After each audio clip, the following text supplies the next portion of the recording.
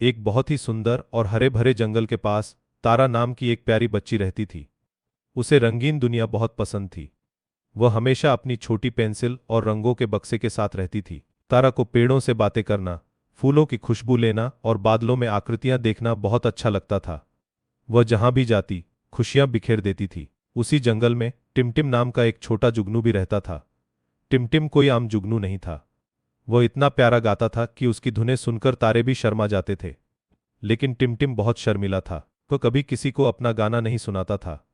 वह हमेशा रात के अंधेरे में छुप छुपकर अपनी धुनें गुनगुनाता था। उसे लगता था कि शायद कोई उसके गाने को पसंद न करे। एक चांदनी रात में तारा अपने घर के पास एक पेड़ के नीचे बैठी थी। वह तारों को निहार रही थी। तभी उसे एक बहुत ही धीमी मीठी धुन सुनाई दी। यह धुन इतनी प्यारी थी कि तारा मंत्रमुग्ध हो गई। वह धीरे धीरे उस धुन की ओर बढ़ने लगी। धुन एक बड़े गुलाब के पौधे के पास से आ रही थी। वहां उसने टिमटिम को देखा। टिमटिम एक गुलाब की पत्ती पर बैठा धीरे धीरे गा रहा था। उसके शरीर से एक छोटी सी रोशनी निकल रही थी जो उसके गाने के साथ थिरक रही थी। तारा ने धीरे से कहा, तुम कितना सुंदर गाते हो नन्हे दोस्त, यह गाना तो जादू जैसा है। टिमटिम डर गया और उसने गाना बंद कर दिया। उसकी रोशनी मद्धम पड़ गई। वह पत्ती के पीछे छिपने लगा। तारा ने मुस्कुराते हुए कहा, डरो मत, मैं तुम्हें कुछ नहीं करूंगी। तुम्हारा गाना बहुत अच्छा है, तुम्हें तो सबको अपना गाना सुनाना चाहिए। टिमटिम ने धीरे से सिर उठाया। तारा की आंखों में सच्चाई थी। अगली सुबह तारा और टिमटिम जंगल में घूमने निकले। वे बातें करते करते एक पुराने टूटे हुए गेट के पास पहुंचे। गेट के पीछे एक बड़ा बगीचा था, लेकिन वह बहुत उदास दिख रहा था। सारे फूल मुरझाए हुए थे, पत्तियां सूखी थीं, हवा में कोई खुशबू नहीं थी। वहां कोई पक्षी भी नहीं चहचहा रहा था। तारा बहुत दुखी हुई। उसने कहा, देखो टिमटिम, यह बगीचा कितना उदास है। काश मैं इसे फिर से रंगीन बना पाती। टिमटिम ने अपने छोटे से मुंह से कहा, यह बगीचा तो बहुत सालों से ऐसा ही है तारा, कोई नहीं जानता कि इसे कैसे ठीक किया जाए। तारा ने सोचा। फिर उसकी आंखों में चमक आ गई। मुझे एक तरीका सूझा है। उसने अपने रंगों का बक्सा खोला। उसने टूटे हुए पत्थरों पर और सूखी पत्तियों पर सुंदर सुंदर फूल बनाने शुरू कर दिए। लाल गुलाब, नीले कमल, पीले सूरजमुखी, सब कुछ जो असली नहीं था पर दिख रहा था कि असली है। उसने उन्हें बगीचे में सजा दिया। टिमटिम यह सब देख रहा था। उसे तारा की मेहनत अच्छी लगी। उसने सोचा, अगर तारा हिम्मत कर सकती है तो मैं क्यों नहीं।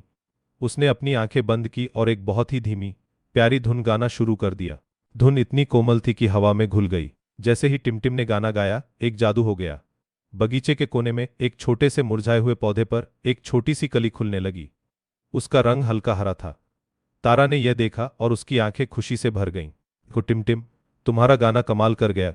टिमटिम का आत्मविश्वास बढ़ा। उसने और जोर से गाना गाया। तारा ने भी अपने रंग और तेजी से चलाए। उसने सूखी टहनियों पर रंगीन तितलियां बना दी, पत्थरों पर मुस्कुराते हुए सूरज और चांद बना दिए। टिमटिम के गाने और तारा के रंगों से बगीचा धीरे धीरे जगमगाने लगा। एक हफ्ते के अंदर वह उदास बगीचा एक जादुई जगह में बदल गया था। असली फूल खिलने लगे थे। तारा के बनाए हुए रंगीन पत्थर और पत्तियां अब असली फूलों के साथ मिलकर और भी सुंदर लग रहे थे। पक्षी लौट आए थे और टिमटिम के साथ मिलकर गाना गा रहे थे। मधुमक्खियां फूलों पर मंडरा रही थीं। बगीचा खुशियों से भर गया था। टिमटिम अब बिल्कुल भी शर्मिला नहीं था। वह सबके सामने खुशी से गाता था। तारा और टिमटिम बहुत अच्छे दोस्त बन गए। उन्होंने मिलकर यह साबित कर दिया कि जब हम अपनी कला और मेहनत को एक साथ मिलाते हैं तो कुछ भी असंभव नहीं होता।